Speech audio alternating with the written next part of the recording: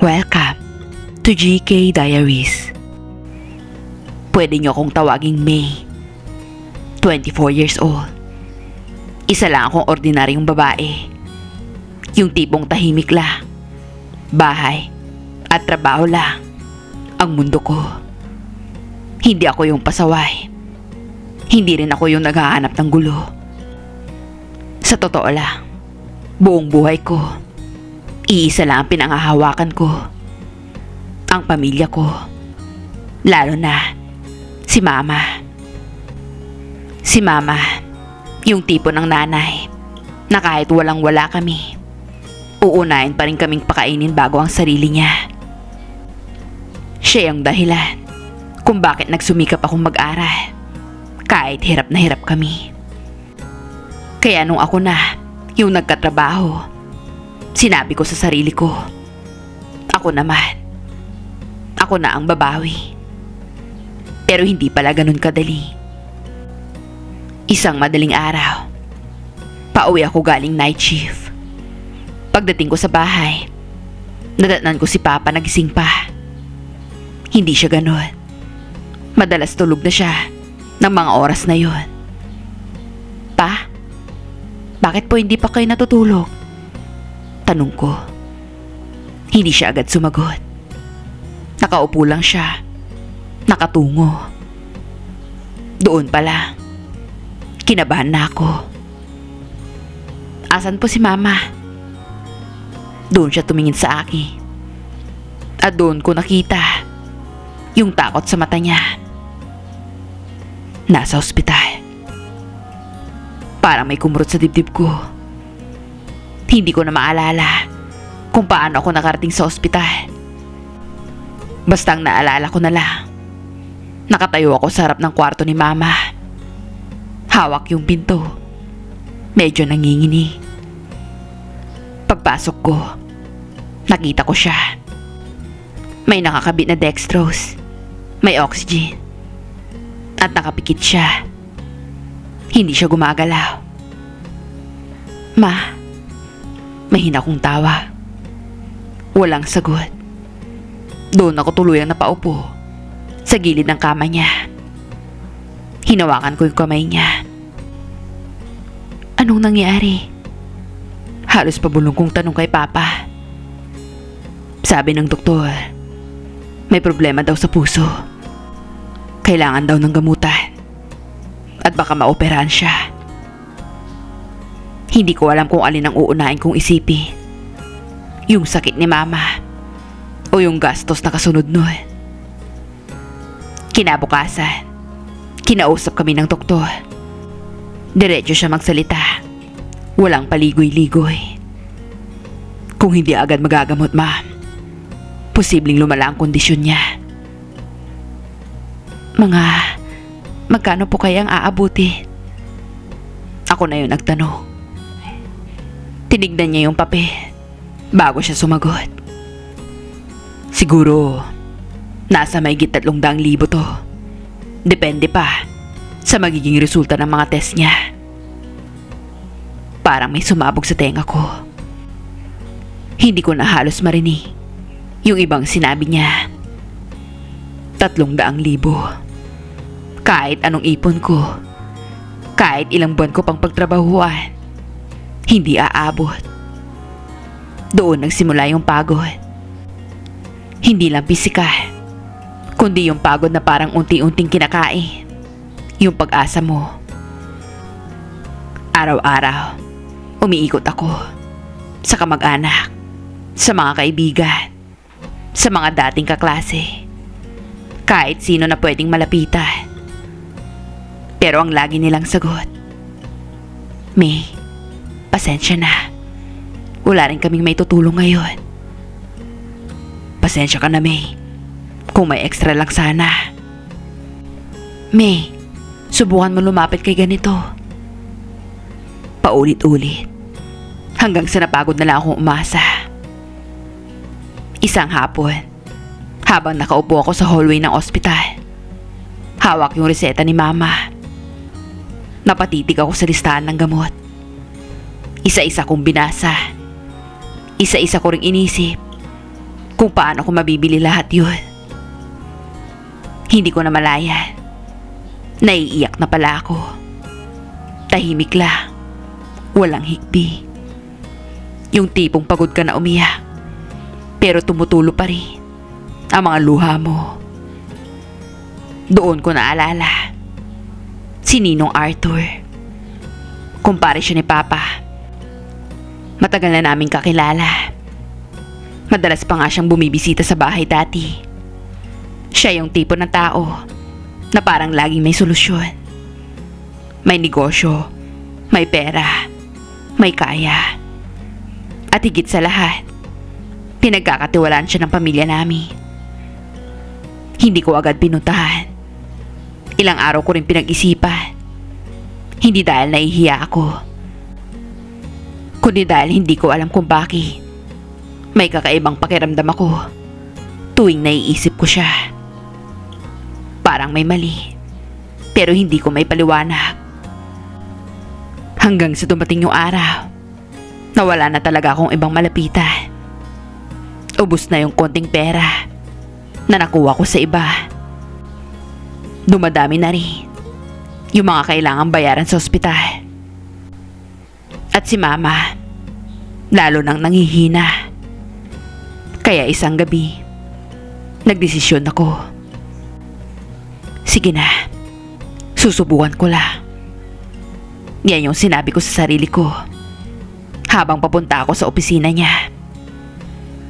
Pagdating ko doon, halos magdadalawang isip pa ako kung papasok ba ako o hindi. Pero naisip ko si Mama, kaya kumatok ako. Pasok. Pagbukas ko ng pinto, agad niya ako napansin. May, gulat niyang sabi. Ikaw ba yan? Ngumiti siya. Yung tipong parang natutuwa siyang makita ako.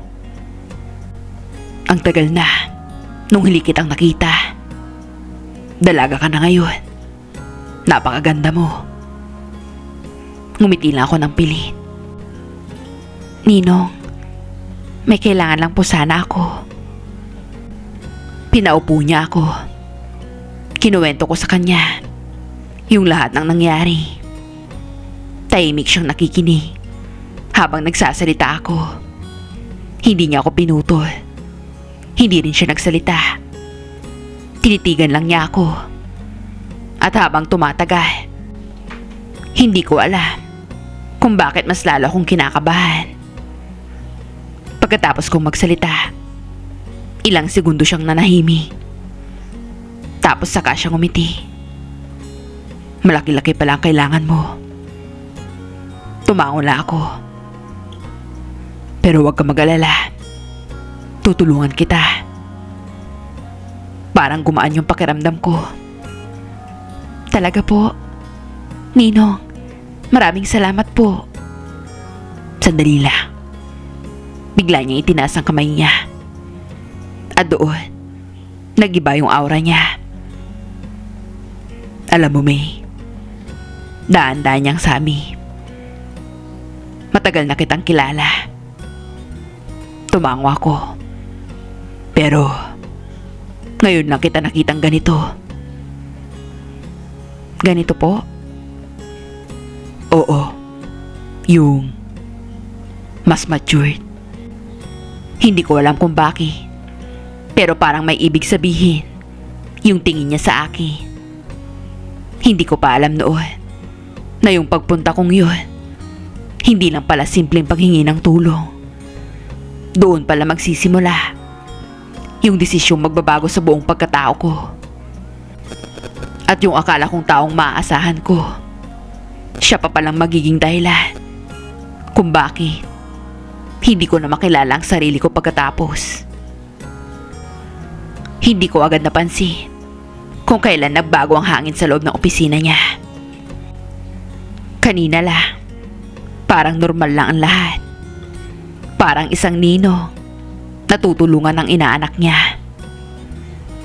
Pero habang tumatagal, parang may ibang ibig sabihin na yung bawat titig niya sa akin.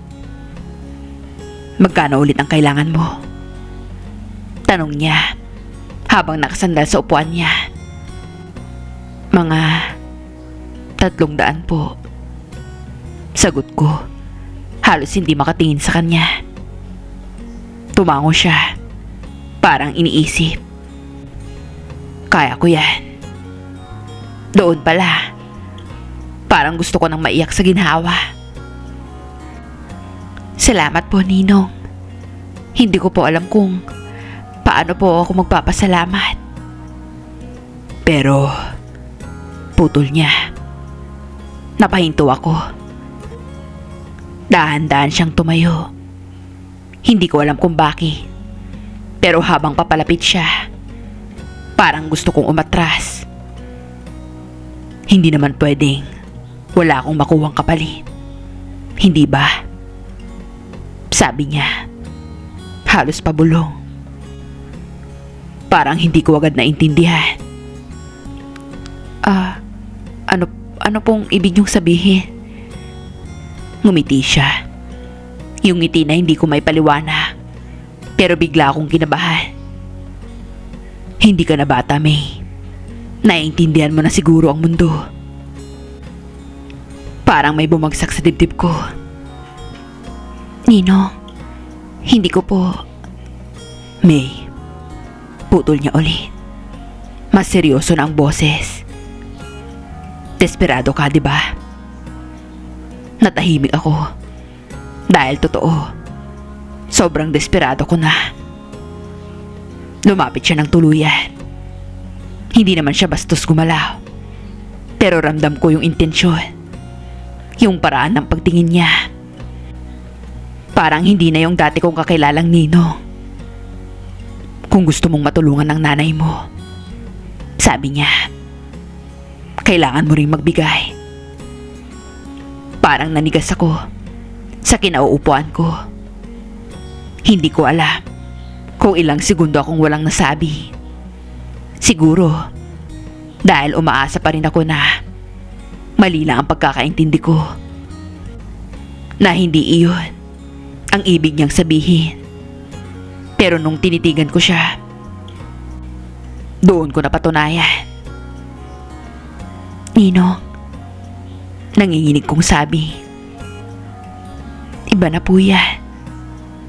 Ngumiti siya uli. Hindi naman kita pinipili. Pero ang totoo, pinipilit niya ako. Dahil alam niyang wala na akong ibang malapitan. Pwede ka namang umalis. Dagdag niya. At totoo, pwede akong tumayo at lumabas. Pero saan ako pupunta? Kanino ako lalapit? Pumikit ako sandali. Sa isip ko, si Mama. Nakakabit sa oxygen. Nangihina. At si Papa, wala nang magawa. At ako, na walang maibigay. Kapag pumayag po ako, ibibigay niyo po ba yung buong halaga? Sandali siyang natahimik. Tapos tumango. Oo, huwag kang mag-alala. Ibibigay ko pagkatapos. Hindi ko alam kung tama bang maniwala ko. Hindi ko rin alam kung kaya ko bang gawin. Pero sa oras na yon, hindi na ako yung anak. Hindi ko na inisip yung sarili ko. Isa na lang akong taong desperadong iligtas. Ang taong mahal niya. Sandali lang po. Sabi ko, pilit kinakalma ang sarili. Tumayo ako. Lumayo ng kaunti. At huminga ng malalim. Parang hinihintay kong may boses na pipigil sa akin. Na magsasabing, huwag mong gawin yan. Pero walang dumating. Kaya bumalik ako sa harap niya. Nakatingin siya sa akin. Parang alam na niya ang isasagot ko. At doon, napayuko ako. Pumapayag na po ako. Kitang-kita ko kung paano siya ngumiti.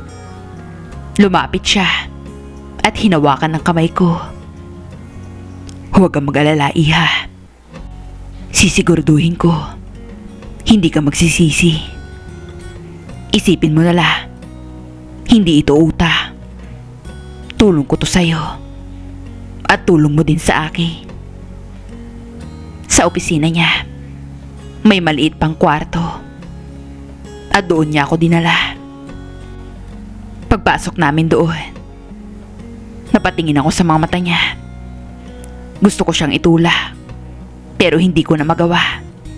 Dahil ito na lang ang tanging paraan para sa perang kailangan ko. Kahit dama ko yung kaba noong mga oras na yon, hindi ko mapigilang hindi mapasinghap sa ginagawa niya. At doon, hindi ko na pinigilan ang sarili ko.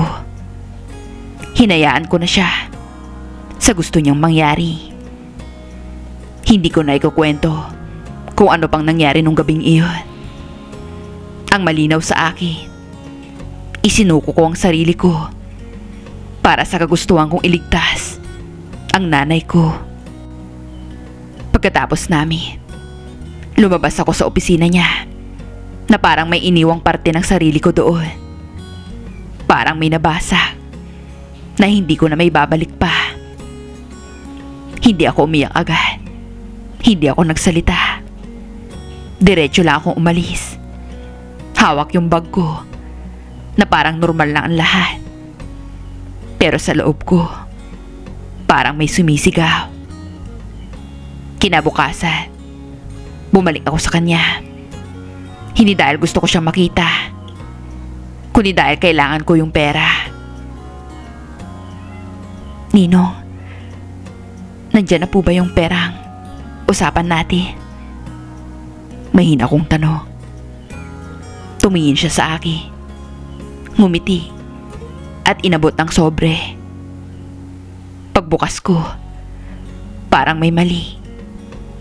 Binilang ko uli. At doon ko napagtanto, kalahati lang ang binigay niya.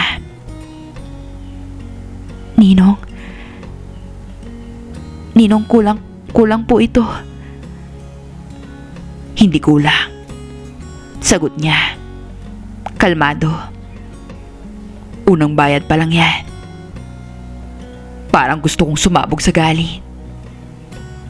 Pero ang usapan po, May, putol niya.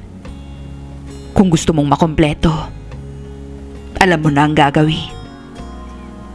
Doon ko naramdaman yung matinding sakit. Hindi lang sa nangyari, kundi sa katotohanang niloko niya ako. Gusto kong ibalik yung pera. Gusto kong sabihin na hindi ko na kailangan. Pero hindi ko kaya. Dahil kahit kalahati lang, kailangan ko pa rin yun. Para kay mama. Umalis ako ng opisina niya na mas mabigat ang pakiramdam kaysa kahapon. Hindi nagalit lang, kundi may kasamang pandidiri sa kanya at sa sarili ko. Hindi na ako babalik. Bulong ko sa sarili ko habang naglalakad. Hindi na mauulit. Pero hindi ko pa alam noon na hindi pala ganun kadali ang umalis sa sitwasyong pinasok ko. Dahil kahit anong pilit kong umiwas, may mga pagkakataon na ang buhay mismo ang magtutulak sa'yo pabalik sa pagkakamaling gusto mo ng takasan.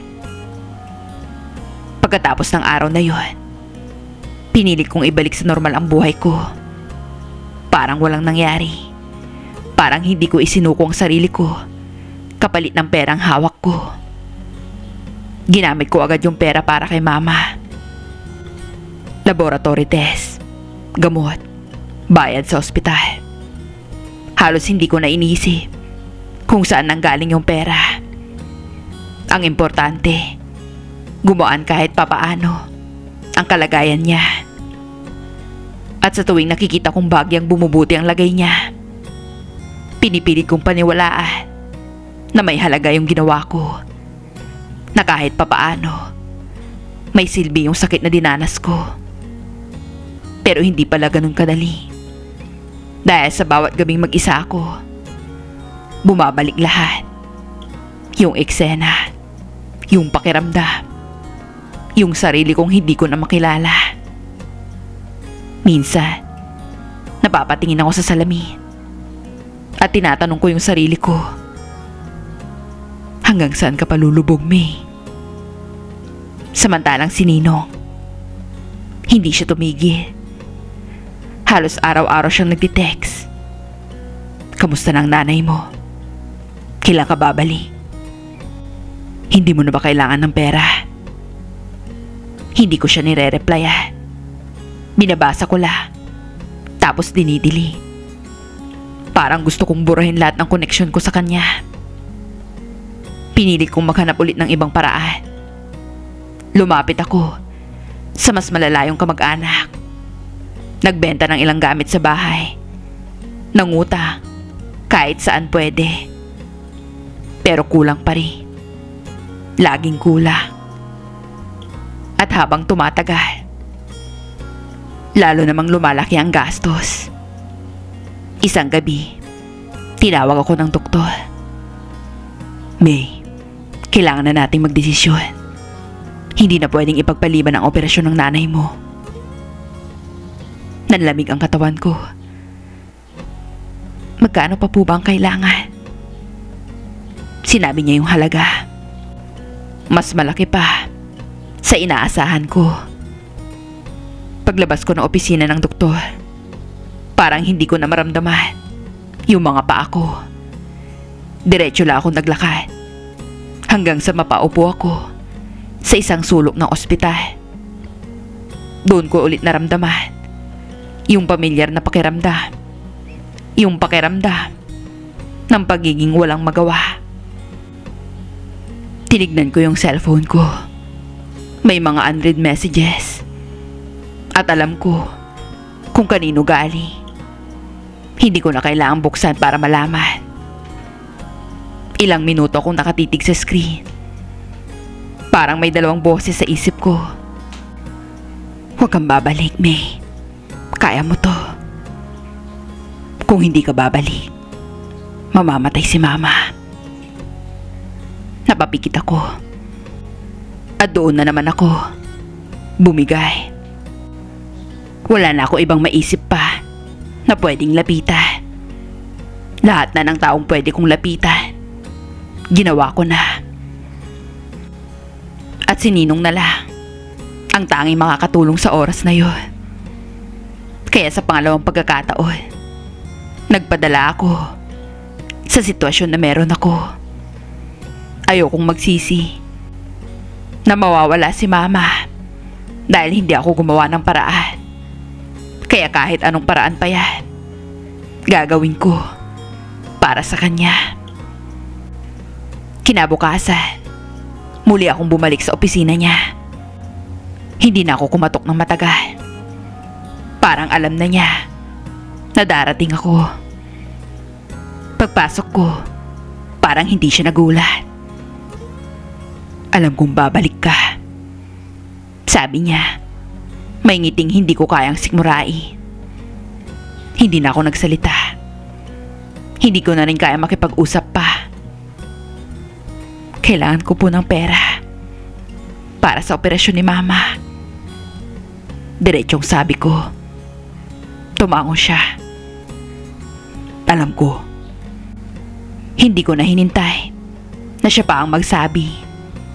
Hindi ko na rin hinayaang umabot pa sa mahahabang usapan. Dahil pareho naman naming alam kung ano ang kapalit. Pagkatapos po nito, tapos na tayo. Mahina kong sabi. Tumingin siya sa akin at ngumiti. Depende. Hindi ko na pinansin. Dahil sa oras na yon, hindi na mahalaga kung anong mangyayari pagkatapos. Ang mahalaga lang, mailigtas ko si Mama. May isa katuparan ang kailangang operasyon para sa kanya. Hindi ko na rin ikukwento kung paano nangyari uli. Dahil mas mabigat na sa pagkakataong to. Hindi na lang dahil sa sakit, Kundi dahil alam ko na ang pinapasok ko. Alam ko na ang kapalit. At pinili ko pa rin. Pagkatapos, ibinigay niya sa akin yung buong halaga. Mas malaki pa sa inaasahan ko. Hindi ko na siya kinausap. Kinuha ko yung pera at umalis na ako. Habang nasa labas ako ng opisina niya, hindi ko na napigilan. Muling tumulo yung mga luha ko. Doon ako umiyak. Hindi mahina, hindi na patago, kundi yung iyak na parang gusto kong ilabas lahat ng sakit na kinikimkim ko. Pasensya ka na, Ma. Bulong ko habang umiiyak. Ginawa ko lang to para sa'yo. At sa pagkakataong iyon, hindi ko na alam kung tama pa ba ang ginagawa ko o tuluyan na akong nalunod sa mali.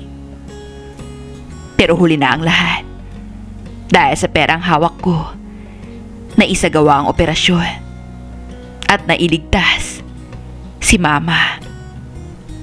At doon ko naisip, siguro doon na matatapos ang lahat.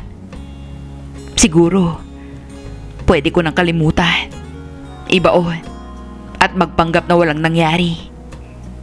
Pero hindi ko alam na ang pinakamabigat na kapalit hindi pa pala nangyayari. Pagkatapos ng operasyon ni Mama, unti-unting bumalik ang lahat sa normal. O at least, yun ang pilit kong pinapaniwala sa sarili ko. Naging maayos ang resulta ng operasyon. Sabi ng doktor, nakalampas na sa delikadong bahagi si Mama. Kailangan na lang ng tuloy-tuloy na gamutan at pahinga. Sa unang pagkakataon, matapos ang lahat ng nangyari, nakahinga ako ng maluwag. Salamat, anak, sabi ni Mama habang hawak ang kamay ko. Hindi ko alam kung saan ka kumuha ng pera, pero salamat. Ngumiti lang ako. Hindi ko kayang sumagot. Hindi ko kayang sabihin ang totoo. Si Papa naman, paminsan-minsan, nagtatanong, kanino ka umutang, May? Babayaran natin yan paunti-unti. Huwag kang mag-alala pa. Ako na pong bahala doon. Huwag niyo na pong isipin kung saan ako kumuha ng pera. May kakilala lang po ako na nagmalasakit at tumulong. Yun lang ang sinagot ko sa kanya. At habang binabanggit ko yun, parang may bumibigat sa dibdib ko. Pero pinilit kong mag-move on. Hindi ko na sinasagot ang kahit anong mensahe ni Nino. Hindi na rin ako bumalik sa opisina niya. Parang gusto kong putuli lahat ng koneksyon ko sa kanya at sa nangyari sa amin. Lumipas ang ilang linggo. Naging abala ako sa trabaho, sa pag-aalaga kay Mama, at sa bahay. Pinuno ko ang oras ko para hindi na ako makapag-isip, para hindi ko na maalala. At unti-unti, akala ko nakalimot na ako. Pero isang umaga, may napansin ako. Hindi pa ako dinadatnan. Sa una, hindi ko pinansin. Siguro delayed lang, sabi ko sa sarili ko. Dahil napapadalas yung stress, yung pagod, at yung puyat ko. Pwede namang yun ang dahilan. Pero habang tumatagal, lalo akong kinakabahan. 1 linggo, 2 linggo, hanggang sa magtatatlong linggo na. Hindi na ako mapakali. Kaya nagpasya ako na bumili ng pregnancy test. Hindi ko alam kung anong mararamdaman ko habang hawak ko yun. Takot, pagdududa, at At isang bagay na ayaw kong pangalanan. Pag uwi ko, nagkulong ako agad sa kwarto. Tahimik ang buong bahay. Walang ibang tao. Ako lang. At ang katotohanan, kinakatakutan ko. Ilang minuto lang. Pero pakiramdam ko, napakabagal ng oras. At nung makita ko yung resulta, parang tumigil ang mundo. Positive. Nakatitig lang ako. Parang hindi ko matanggap. Hindi pwede. Panibagong problema na naman to. Paulit-ulit kong bulo. Ang tanga-tanga ko. Bakit hindi ako nag-iisip? Sa lahat ng pwedeng mangyari, ito pa yung naging bunga. Pero kahit anong pilit kong itanggi, hindi magbabago yung nasa harap ko. Unti-unting bumalik sa isip ko ang lahat. Yung 2 beses na nangyari sa amin. Yung katotohanan, wala kaming ginamit na kahit anong proteksyon. At doon ko naintindihan, nagbunga ang lihim namin. Napaupo ako sa sahig. Doon na ako tuluyang umiyak.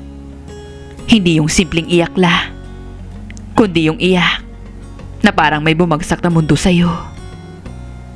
Paano ko haharapin to? Paano ko sasabihin kay Papa, kay Mama, na nabuntis ako? At ang ama, walang iba kundi ang ninong ko. Hindi ko kayang isipin. Hindi ko kayang banggiti. At mas lalong hindi ko kayang aminin kung paano nangyari. Kasalanan ko ba to? Tanong ko sa sarili ko.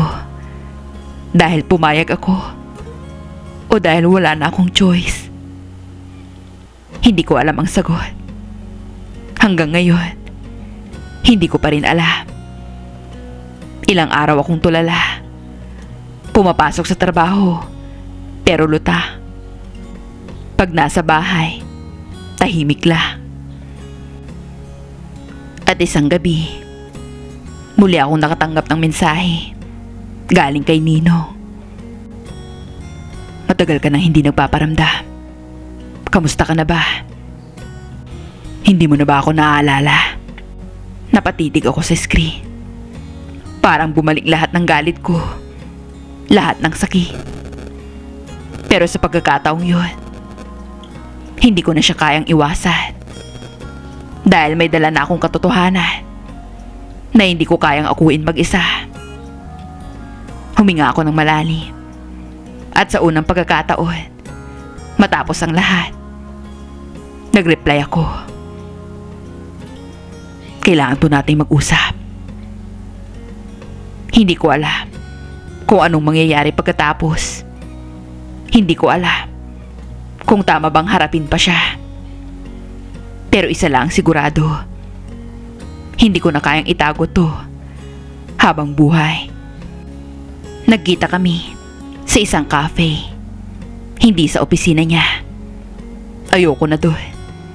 Ayoko nang balikan yung lugar na yon na unti-unting sumira sa akin.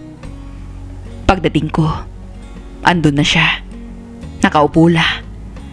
Parang normal na ang lahat. Parang walang nangyari. Parang hindi niya alam kung gaano kalaki ang epekto niya sa buhay ko. May, sabi niya, parang walang bahid ng guilt. Umupo ako sa harap niya. Diretso, walang paligoy-ligoy. Ninong, buntis po ako. Tahimik. Hindi siya agad nagsalita. Tinitigan lang niya ako. At sa loob ng ilang segundo, hinihintay ko kung ano magiging reaksyon niya. Pero ang sumunod niyang ginawa, mas masakit pa sa inaasahan ko. Ngumiti siya. Parang may iniisip. Sigurado ka bang akin yan?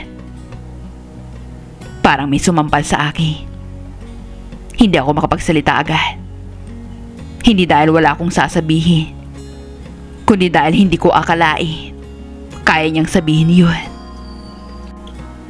Anong akala mo sa akin, Nino? Alam mo kung anong ginawa natin. At sa'yo lang ako nakipagkasundo. Hindi kita pinilit dun, May. Ikaw mismo ang pumayag. At doon ko naramdaman, hindi siya yung taong inaasahan kong haharap sa responsibilidad, kundi yung taong kayang baliktarin ang lahat para mailigtas ang sarili niya. Anong gusto mong mangyari? Tanong niya. Hindi na siya yung dati kong nakilalang Ninong. Hindi ako agad nakasagot. Dahil sa totoo lang, hindi ko rin alam. Gusto ko bang panagutin siya? Oo. Pero paano? Kung magsasalita ako, kaya niyang ikalat na pumayag ako, na hindi ako pinili, na ako ang lalabas na may kasalanan.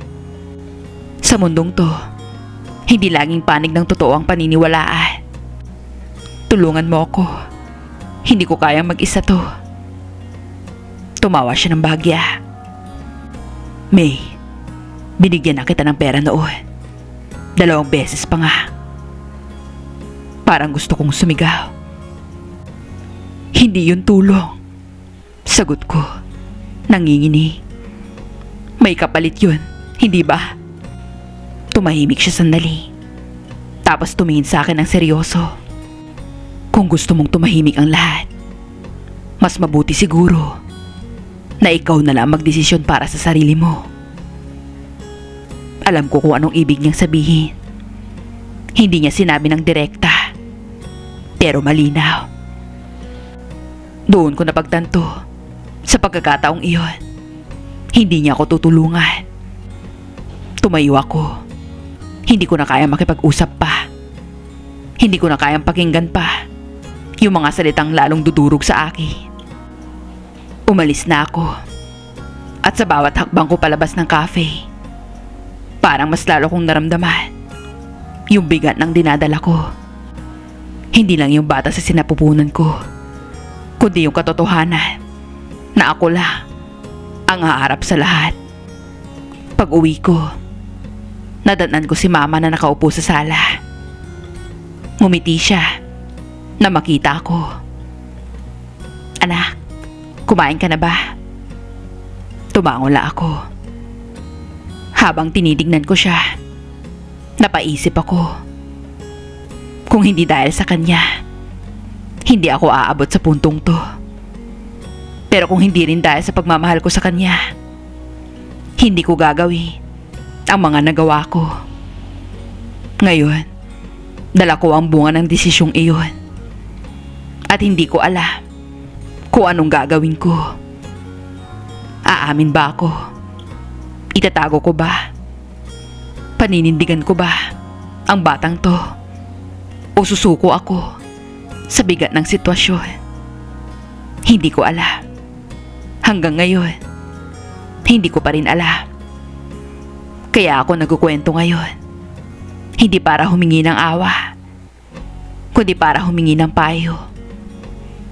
Kung kayo ang nasa sitwasyon ko, ano ang gagawin nyo? Panagutin ko ba siya kahit may posibilidad na ako ang mapahiya? O mananahimik na lang ako at akuin ang lahat? Paano ko haharapin ang pamilya ko? Paano ko ipapaliwanag ang lahat kung ako mismo hindi ko maintindihan ang sarili ko? Hindi ko alam kung ano ang tama. Hindi ko alam kung ano ang mas mabuti. Ang alam ko lang, may isang buhay na umaasa sa akin ngayon. At may isang pagkakamali habang buhay kong dadalhin. Kayo, ano sa tingin nyo ang dapat kong gawin? Naway matulungan nyo po ako. Hanggang dito na lang. Lubos na gumagalang, May.